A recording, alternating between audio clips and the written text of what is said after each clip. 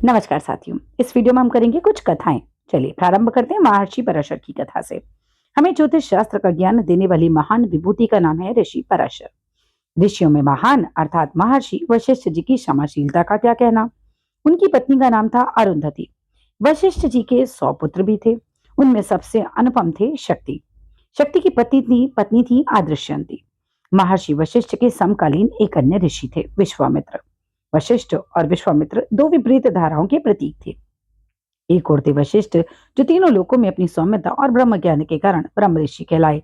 दूसरी ओर थे विश्वामित्र, जो अपने तप के बल पर राज ऋषि कहलाए। विश्वामित्र क्षत्रियों में श्रेष्ठ राजा गादी की संतान थे। पूर्व काल में अयोध्या के सूर्यवंशी शासक बड़े प्रतापी होते थे। उस काल के एक अत्यंत बली राजा थे त्रियारुण। इनकी चर्चा त्रिबंधन एवं अनरण्य के नाम से भी होती है। एक प्रचलित आख्यान के अनुसार इनके इकलौते बेटे थे सत्यव्रत। सत्यव्रत कामी और उच्छृंग थे। एक बार सत्यव्रत ने एक ऐसी ब्राह्मण कन्या को जबरन अपहरण कर लिया जिसका विवाह होने वाला था। इस दुष्कर्म से आहत होकर समस्त ब्राह्मण कुलों ने राजा के आगे गुहार लगाई। राजा ने राज पुरोहित ब्रह्म ऋषि वशिष्ठ की सलाह पर अपने इकलौते पुत्र को देश निकाला दे दिया। व्यथित सत्यव्रत ने घनघोर जंगल में जाकर ऐसी कठिन तपस्या की कि पूरे राज्य में अकाल पड़ गया। उन दिनों विश्वामित्र भी तपस्या कर रहे थे तथा उनके परिवार के पास खाने को कुछ भी नहीं था। सत्यव्रत को जब ये ज्ञात हुआ तो उसने उस परिवार के प्राणों की रक्षा के लिए भोजन उपलब्ध कराना प्रारंभ किया। एक दिन जब उसे आखेट में कुछ नहीं मिला तो वशिष्ठ जी की गाय नंदिनी को ही मारकर ले गया और बिना उनकी जानकारी के नंदिनी का मांस विश्वामित्र के परिवार को खिला दिया। जब ऋषि वशिष्ठ को यह ज्ञात हुआ तो उन्होंने सत्यव्रत को चंडाल होकर जीवन व्यतीत करने का शाप दिया। चंडाल बनकर वे वन में भटक रहे थे तब उनके पिता को इस बात का पता चला और वे अपने पुत्र को लेने जंगल चले गए। उन्होंने अपने पुत्र को बुलाकर गद्दी सौंपी और स्वयं वन चले गए। फिर उनका विवाह हुआ और उनके पुत्र हुए राजा हरिश्चंद्र। राजा हरिश्चंद्र की पत्नी हुई थी श्याव्या और पुत्र हुए रोहिताशव। त्रिशंकु सत्यव्रत, त्रिशंकु यही सत्यव्रत है, सशरीर स्वर्ग जाना चाहते थे। इस इच्छा को लेकर वे अपने कुल गुरु ऋषि वशिष्ठ और उनके पुत्र शक्ति के पास गए। वशिष्ठ जी द्वारा विनय पूर्वक यह कहते हुए मना किया गया कि मानव शरीर या स्थूल शरीर लेकर स्वर्ग नहीं जाया जा सकता। यह मानव के लिए संभव नहीं है, ईश्वर नियमों के विरुद्ध है। अब सत्यव्रत विश्वामित्र जी के पास गए। विश्वामित्र की मदद से यज्ञ किया गया जिससे वे स्वर्ग की ओर बढ़े, लेकिन उन्हें इंद्र ने रोक दिया। विश्वामित्र ने उन्हें बीच में ही एक नया स्वर्ग बनाकर लटकाए रखा, जिससे वे स्वर्ग और पृथ्वी के बीच में फंसे रह गए और त्रिशंकु कहलाए। त्रिशंकु का अर्थ है बीच में लटका हुआ। एक अन्य कथा के अनुसार जब ऋषि वशिष्ठ के मना करने पर सत्यव्रत विश्वामित्र के पास गए और विश्वामित्र ने सत्यव्रत के साथ मनमुटाव हो गया एक तरीके से, तो उन्होंने साथ दे दिया, तो दोनों कुलों में मनमुटाव हो गया। विश्वामित्र के शाप के कारण रुद्र नाम के एक राक्षस शक्ति ऋषि के सहित उनके 99 भाइयों को खा गए। शक्ति ऋषि को खा गए और 99 भाइयों का विनाश कर दिया। वंश का क्षय देखकर महर्षि वशिष्ठ और माता अरुंधति ने प्राण त्यागने चाहे। तब शक्ति ऋषि की पत्नी आदृश्यंती ने बताया कि महर्षि वशिष्ठ का वंश उनके गर्भ में पल रहा है, यानी कि वशिष्ठ जी का पुत्र या पौत्र है ना। महर्षि वशिष्ठ जी को एक बार शक्ति की तरह स्पष्ट और मधुर स्वर में वेद की ऋचाओं का पाठ सुनाई पड़ा। वे स्तब्ध रह गए, यह स्वर आखिर किसका है। तब स्वयं विष्णु जी ने प्रकट होकर वशिष्ठ जी को बताया कि यह स्वर महर्षि वशिष्ठ के समस्त कुल को उतारने वाले तथा शिव जी के अनन्य भक्त गर्भस्थ शिशु का था। इस प्रकार वंशहीन होकर मरने और पितरों को अतृप्त रहने की आशंका से मुक्त हुए महर्षि वशिष्ठ और उनके आदित्य पौत्र का नाम हुआ पराशर।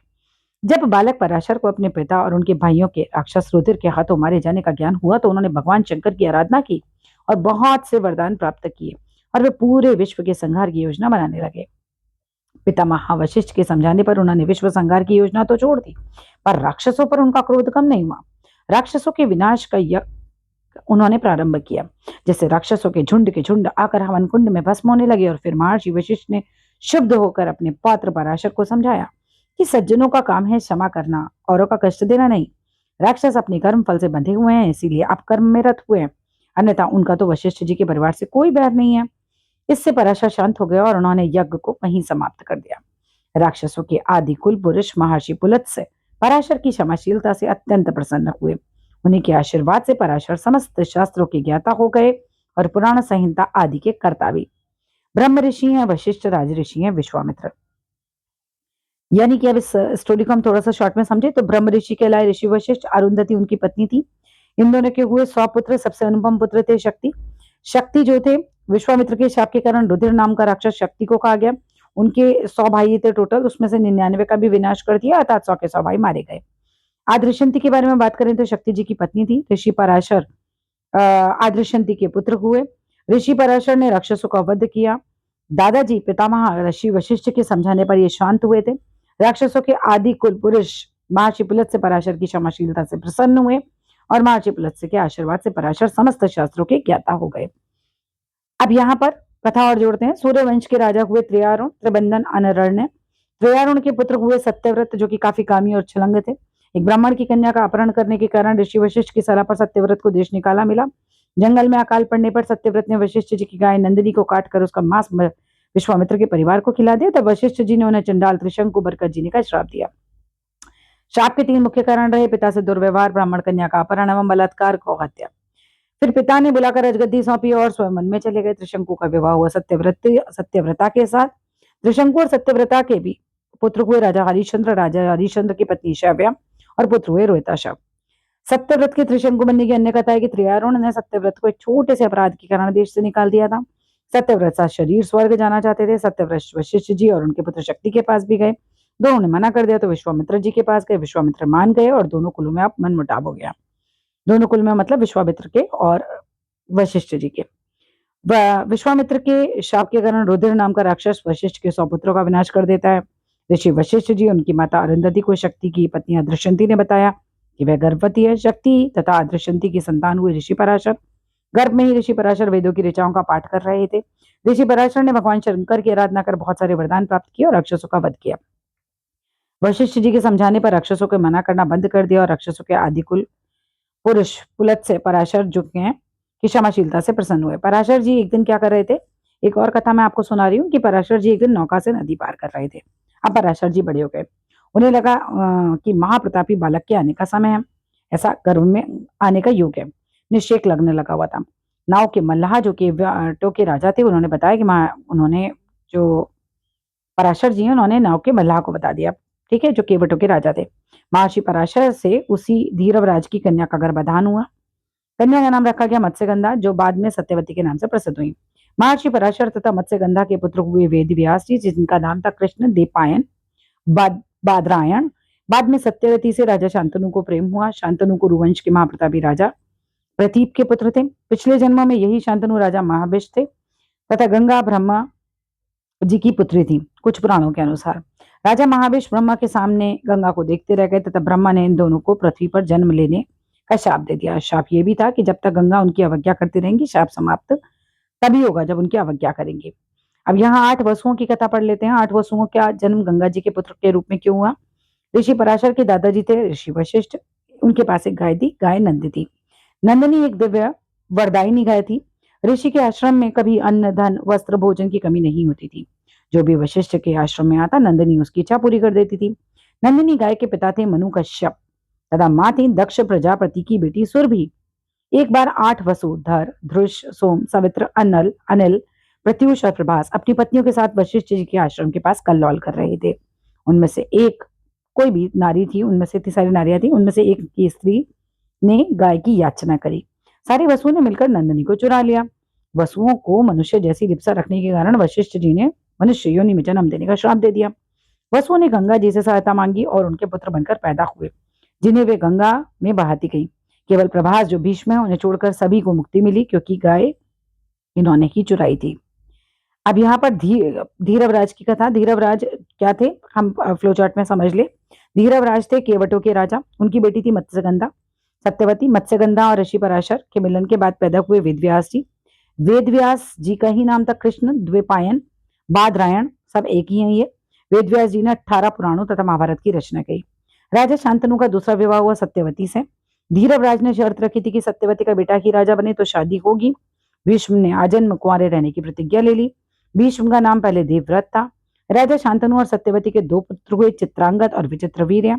चित्रांगद गंधर्व राज चित्रांगद से युद्ध में वीरगति को प्राप्त हो गए। एक्चुअली गंधर्व राज का नाम भी चित्रांगद ही था। विचित्रवीर्य की पत्नियां हुई 2, अंबिका और अंबालिका। इनकी तीसरी बहन अम्बा शल्व राजा को अपना पति मान चुकी थी, इसलिए वो छोड़कर चली गई थी। उनकी शादी विचित्रवीर्य से नहीं हुई थी। अदरवाइज भीष्म, अम्बा, अंबालिका और अंबिका तीनों को जीत कर लाए थे, ठीक है। आगे देखिए, क्योंकि भीष्म इन तीनों बहनों को काशीराज के स्वयंवर से अपने भाई के लिए हर कर लाए थे, तो वापस भेजने पर अम्बा को शाल्व राजा ने अस्वीकार कर दिया। अम्बा हताश होकर 6 वर्षों तक शाल्व और भीष्म के पास आती जाती रही। हताश होकर तपोवन शेखावट मुनि के आश्रम में चली गई। यहाँ उनके नाना मुनि होत्र वाहन उनसे मिले। होत्र वाहन, मुनि होत्र वाहन, अम्बा के नाना जी मुनि होत्र वाहन। मुनि होत्र वाहन ने अम्बा को अपने बाल सखा महर्षि परशुराम के पास महेंद्र पर्वत पर जाने को कहा। उसी समय परशुराम का सेवक कृतवर्ण भी वहां पहुंचा और उसने बताया कि अगले दिन स्वयं परशुराम मुनि होत्र वाहन से मिलने शेखावट के आश्रम पर पधार रहे हैं। अम्बा की कथा सुनने के बाद भीष्म तथा परशुराम के बीच घनघोर युद्ध हुआ। भीष्म पराजित नहीं हुआ और परशुराम ने उनकी पीठ थपथपाई। अम्बा संतान के माध्यम से अमर अपने आप को करना चाहती थी। उनकी ये इच्छा तो परशुराम जी ने पूरी नहीं करी, परंतु उन्हें मुंथा बना दिया। हर ओर से निराश अम्बा ने कार्तिकेय की आराधना करके एक दिव्य माला प्राप्त करी, जिसे पहनने वाला ही भीष्म का वध करेगा, ऐसा उन्हें वरदान मिला। अम्बा ने यह माला राजा द्रुपद के द्वार पर टांग दी कर आत्महत्या कर ली। अगले जन्म वह द्रुपद के घर शिखंडी के रूप में जन्मी और भीष्म का वध का कारण बनी। माता रेणुका पर एक बार कामदेव का प्रहार हुआ। अब ये कथा है परशुराम। परशुराम की माता थी माता रेणुका और परशुराम जी के पिता थे जन्म दगिन। ये दोनों आश्रम रामासियाई में रहते थे। भीष्म से युद्ध के बाद परशुराम आश्रम आए। माता रेणुका जन्म दगिन की पूजा के लिए भागीरथी का जल लेकर आती थी रोज। एक दिन उन्होंने मूर्तिका व्रत के राजा चित्ररथ को अपनी पत्नी के साथ रमण करते देख लिया। मूर्तिका व्रत के राजा चित्ररथ को जन्म दगिन को सब कुछ बताया। बेहद क्रोधित हुए। तब उन्होंने रुमावान, सुषेण, वसु और विश्वावसु चारों पुत्रों को माता का गला काटने के लिए कहा। ये परशुराम के भाई होंगे। सभी पुत्र बेहोश हो गए। पिता ने श्राप दिया तो चारों पुत्र जो हैं जड़ बुद्धि हो गए। अब सबसे छोटे बेटे परशुराम ने आज्ञा मान ली और माता का गला काट दिया। प्रसन्न पिता ने वरदान मांगने को कहा तो उन्होंने माता को जीवित करने और भाइयों को स्वस्थ करने का वरदान मांगा और इस घटना को भूलने का भी वरदान मांगा कि मेरे भाई ये घटना भूल जाए। तो ये एक कहानी हो गई। विचित्र वीर्य का क्या हुआ? विचित्र वीर्य को क्षय रोग हुआ और जवानी में ही वो काल कवलित हो गए, यानी कि मर गए। अंबिका जो थी उनके पुत्र धृतराष्ट्र हुए, दृष्टिहीन थे। इनके पिता जो धृतराष्ट्र के पिता हुए तो वो तो बेसिकली वेदव्यास ही हुए, है ना। अंबालिका जो थी वो उन्होंने पांडु का पुत्र के रूप में पैदा किया और वो पीले हुए, है ना, बीमार हुए थे काफी। दोनों पुत्र ऋषि पराशर के द्वारा ही प्रथित थे। सॉरी, ऋषि पराशर, ठीक है। ऋषि पराशर जी द्वारा दासी के पुत्र हुए विदुर। विदुर के बारे में कथा है कि पिछले जन्म में विदुर ने ऋषि मातंडे की टिड्डियों को सताने के आरोप में सूली पर लटकाया और इसी वजह से वह धरती पर जन्मे। इसी प्रकार सत्यवती के पुत्र वेदव्यास ऋषि ही कौरवों और पांडवों के पिता हुए, धृतराष्ट्र और पांडु के। तो ऋषि पराशर नहीं, ये वेदव्यास होंगे यहाँ पर। दोनों पुत्र ऋषि पराशर के द्वारा प्रदत्त थे, नहीं, ये वेदव्यास जी द्वारा ही होंगे ना। हाँ, तो पराशर ही तो वेदव्यास थे, ठीक है। एक बार चेक कर लेते हैं इसको पीछे से।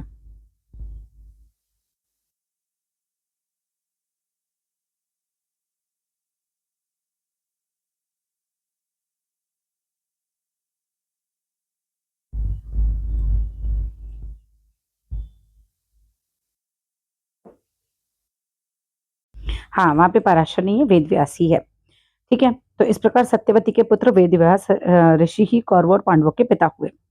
सत्यवती के 3 पुत्र हुए, वेदव्यास जी ऋषि पराशर से, चित्रांगद शांतनु से जो कि मारे गए थे युद्ध में, और विचित्र वीर्य शांतनु से, ठीक है। फिर शांतनु विचित्र वीर्य जो है वो शांतनु से होते। विचित्र वीर्य की पत्नियां हुई अम्बा और अंबालिका। वेद व्यास तथा अंबालिका के पुत्र पांडु हुए। वेद व्यास और अंबिका के पुत्र धृतराष्ट्र हुए। वेद व्यास और दासी के पुत्र विदुर हुए। अब आ जाइए ऋषि मैत्रेय की कथा पर। व्यास जी एक कीड़े को बैलगाड़ी से बचकर भागते हुए देखते हैं।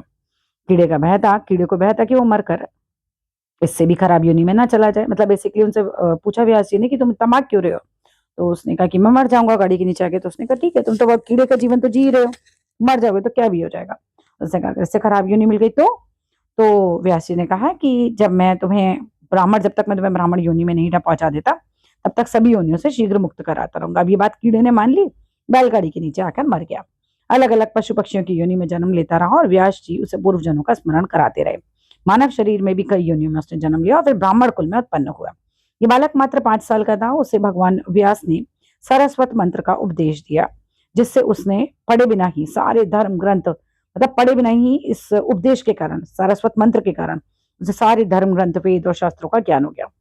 व्यास जी ने आदेश दिया कि वह बालक बहुदक नाम के तीर्थ स्थान में जाकर वहां तप कर रहे नंदभद्र की सारी शंकाओं को दूर करे। नंदभद्र की शंकाएं थी कि पापी लोग सुखी क्यों देखे जाते हैं। ये बालक के अगले जन्म में मां मित्रा और पिता कुशारु के आंगन में बालक मैत्र के नाम से जन्मा। अपने जीवन काल के त्राणकर्ता भगवान व्यास के पिता ऋषि पराशर के श्रीमुख से विष्णु पुराण और होरा शास्त्र का इन्होंने पाठ पढ़ा था। महाभारत में मैत्र ने कौरवों को समझाने का बड़ा प्रयास किया था। जैसे महान थे ऋषि पराशर, वैसे ही महान थे उनके शिष्य। यहाँ नंदभद्र की शंका का बालक के द्वारा कैसे समाधान हुआ। सारस्वत मंत्र से सिद्ध इस बालक ने बहुदक तीर्थ जाकर नंदभद्र से कहा, पूर्व जन्म में तामस भाव से किए गए धर्म के कारण इस जन्म में पूर्व जन्म के धर्म का फल तो मिलता है, किंतु प्रवृत्तियां पापी हो जाती हैं। फलतः वह पापी लोग सुखी देखे जाते हैं। तामस भाव का अर्थ है कि जब कोई व्यक्ति समझ, विवेक और करुणा के बिना कार्य करे तो वह तामस भाव है। धर्म का कार्य क्रोध, भय या बदले से करे तो भी तामस भाव। पूजा, दान, कर्म दिखावे के लिए करे या हिंसा के साथ करे तो भी ये खराब तामस भाव है। शास्त्रों का अर्थ समझे बिना आचरण करे तो भी तामस भाव है। अगर कोई व्यक्ति कहे कि धर्म की रक्षा के लिए मारना पड़े तो मारो, तो ये तामस भाव है। इससे क्रोध और हिंसा है, विवेक नहीं। अगर कोई कहे मैं डर के कारण पूजा करता हूं तो कहीं अनिष्ट ना हो जाए तो ये भी तामस भाव है। इस बालक ने बताया कि 4 प्रकार के लोग होते हैं। पहले वो जो पूर्व जन्म के पुण्य भोगते हैं पर नए पुण्य अर्जित नहीं करते, इस कारण नरकगामी होते हैं। दूसरे वो जिनका जन्म पूर्व जन्मों में अर्जित पुण्य नहीं है, इसीलिए वे इस जन्म तो दुख भोगते ही हैं, पर अपने दुख का कारण जानकर तप करने में व परलोक में सुख भोगते हैं। तीसरे वे मनुष्य सर्वश्रेष्ठ होते हैं जो पूर्व जन्म के पुण्य का फल भोगते हुए इस जन्म में भी पुण्य अर्जित करते हैं और इस प्रकार उन्हें दोनों लोकों में ही आनंद प्राप्त होता है। चौथे वो मनुष्य होते हैं जो ना तो पूर्व जन्म में ही न ही वर्तमान में पुण्य अर्जित करते, इस प्रकार इस लोक में और परलोक में दोनों में ही कष्ट भोगते हैं। अब बात करेंगे विश्वामित्र की कथा की। भीष्म पितामह द्वारा युधिष्ठिर को कही गई ये कथा। भारत वंश में गादी नाम के यशस्वी राजा हुए। राजा गादी ने संतान प्राप्ति की इच्छा से वन में यज्ञ किया। एक अपूर्व सुंदर कन्या उन्हें प्राप्त हुई। च्यवन के पुत्र विख्यात तपस्वी ऋचिक मुनि ने उस कन्या से विवाह की इच्छा रखी। राजा गादी से कि भाई मुझे तुम्हारी, ऋचिक ऋषि ने कहा कि मुझे तुम्हारी कन्या से विवाह करना है। गादी क्षत्रिय थे, ऋचिक ब्राह्मण थे। कहीं ऋचिक के पिता का नाम भृगु भी बताया गया है। राजा गादी ने ब्रह्म ऋषि के आगे असंभव शर्त रख दी। गादी की कन्या के शुल्क के रूप में उन्होंने 1000 घोड़े मांगे जो चंद्रमा के समान कांति में और वायु के समान वेगवान हों। साथ ही प्रत्येक घोड़े का कान काले रंग का हो। ऋचिक मुनि ने वरुण जल के देवता से यही वरदान मांगा और गंगा के किनारे उन घोड़ों का चिंतन किया। कन्नौज के पास अश्व तीर्थ नाम के स्थान पर मंचा के 1000 घोड़े गंगा से प्रकट हो गए। सत्यवती का विवाह अब ऋचिक मुनि से हो गया। ऋचिक मुनि अपनी पत्नी की सेवा से प्रसन्न होकर उन्होंने उनसे वरदान मांगने को कहा। सत्यवती ने अपनी और अपनी माता दोनों के लिए पुत्र का वरदान मांगा। ऋचिक ने मंत्र को सिद्ध करने 2 चरु यानी खीर बनाई। 2 मंत्र को सिद्ध करके 2 खीर बनाई, 2 कटोरियां अलग अलग। पत्नी को गूलर के वृक्ष की पूजा को कहा और उसका चरु खाने के लिए कहा। पत्नी की माँ को पीपल के वृक्ष की पूजा करने को कहा और उनका चरु खाने को कहा। दोनों ने अदला बदली कर ली इनकी माँ के कहने पर, पत्नी की माँ के कहने पर। महर्षि ऋचिक को पता चल गया। उन्होंने बताया कि सत्यवती की माँ के चरु में क्षत्रियोचित शक्ति डाली थी और सत्यवती के बीच में ब्रह्म तेज भरा था। सत्यवती ने अपनी पति से प्रार्थना की कि उनका पुत्र कठोर क्षत्रिय ना हो, भले ही पुत्र कठोर कर्म करने वाला हो जाए। सत्यवती प्लस विश्वामित्र भाई बहन थे आपस में। कालांतर में गादी की पत्नी को ब्रह्मवादी विश्वामित्र पुत्र के रूप में प्राप्त हुए। ब्राह्मणोचित गुण वाले क्षत्रिय। सत्यवती के पुत्र हुए ब्राह्मण कुमार जन्मदगिन, भगवान परशुराम जी के पिता। जन्मदगिन सप्त ऋषियों में एक हुए। जन्मदगिन की पत्नी रेणुका ने श्री भगवान के अवतार अत्यंत कठोर कर्म करने वाले ब्राह्मण कुमार श्री राम को जन्म दिया। श्री राम को महादेव जी की इच्छा मृत्यु का वर मिला, साथ ही एक परशु मिला जिसके उनके हाथ में रहने पर उनसे कोई नहीं जीत सकता था। परशु की सहायता से उन्होंने क्षत्रिय कुल पर 100 बार विजय प्राप्त की। भगवान परशुराम को भृगु का अवतार भी कहते हैं। विश्वामित्र के पुत्रों में याज्ञवल्क्य, जाबाली, सुश्रुत, कपिल आदि हैं। सूर्य की कथा। जब सृष्टि की इच्छा हुई तो परम पिता परम प्रजापति ने अपने दाहिने अंगूठे से दक्ष और बाएं अंगूठे से उनकी पत्नी को उत्पन्न किया। दक्ष की 13वीं कन्या से विवाह हुआ ब्रह्मा के पुत्र मारीची का। मारीची के पुत्र हुए ऋषि कश्यप, और जो कि सप्त ऋषियों में से एक थे। आदिति और कश्यप के पुत्र देवता कहलाए। आदिति के पुत्रों को कश्यप ऋषि की अन्य पत्नियों दिति, दनु और खस के पुत्रों क्रमशः दैत्यों, दानवों और राक्षसों ने बार बार पराजय मिलती रही। आदिति ने करुण होकर भगवान सूर्य से प्रार्थना की कि उनके पुत्रों के ऋण के लिए भगवान सूर्य उन्हें कश्यप ऋषि के माध्यम से प्राप्त हों। उनकी प्रार्थना से प्रसन्न होकर सूर्य का 1000वां अंश, जिसे सुषुम्ना भी कहा जाता है, उनके गर्भ में आ गया। तत्पश्चात आदिति ने निराहार रहकर कठोर तप प्रारंभ किया। कश्यप ऋषि इस तप से घबरा गए और उन्होंने कहा कि त्वा मारितम अंड्यम, अर्थात आपके निराहार रहने से तो पिंड नष्ट हो जाएगा। अदिति ने उन्हें आश्वस्त किया कि यह पिंड नष्ट नहीं होगा, इससे शत्रुओं का अंत होगा। इस प्रकार सूर्य का नाम मार्तंड पड़ा। अदिति के पुत्र होने के कारण आप आदित्य कहलाए। सूर्य ने अपनी माता की इच्छा के अनुरूप शत्रुओं को निर्दयता पूर्वक दमन करके भाइयों की युद्ध में विजय दिलाई। उन्हें राज्य संचालन और राज्य की सुरक्षा के नियमों को विस्तृत शिक्षा दी। ज्योतिष में सूर्य को क्रूर ग्रह कहा जाता है, दुष्ट या खल नहीं। सूर्य भगवान का परिवार। सूर्य भगवान की 3 पत्नियां क्रमशः हुई संज्ञा, राज्ञी और प्रभा। वैसे ऋग्वेद में त्वष्टा की पुत्री शरायु भी सूर्य की विवाह की चर्चा आती है। एक मतानुसार शरायु जो है और संज्ञा एक ही है। दूसरे मत से संज्ञा विश्वकर्मा की पुत्री थी। संज्ञा से उत्पन्न सबसे बड़े पुत्र का नाम वैवस्वत, जिन्हें हम वैवस्वत मनु के नाम से मानव संस्कृति के जनक के रूप में जानते हैं। संज्ञा से ही जुड़वा संतान यम और यामी पैदा हुए। संज्ञा का अपने पति पर अतुलनीय प्रेम होने के बाद भी वह अपने पति का तेज सहन नहीं कर पाई। वह अपने स्थान पर अपनी छाया से अपने पति के और बच्चों की देखभाल करने को कहकर अपने पिता के पास चली गई, जिससे अपने पिता की उन्होंने व्यथा बताई और कथा सुनाने के बाद वो अज्ञातवास में चली गई। उत्तर में हिमालय की घाटियों में संज्ञा ने एक मनोहारी घोरी का रूप धारण कर लिया और तपस्या करना शुरू कर दिया।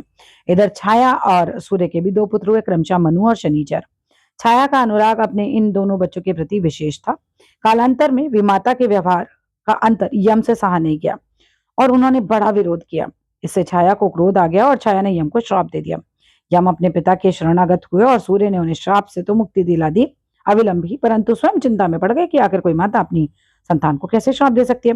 कुपित सूर्य ने छाया के केश पकड़कर खींचे तो छाया ने सब कुछ सच बता दिया। उन्होंने बताया कि संज्ञा उनका तेज सहन नहीं कर पाई, इस कारण चली गई।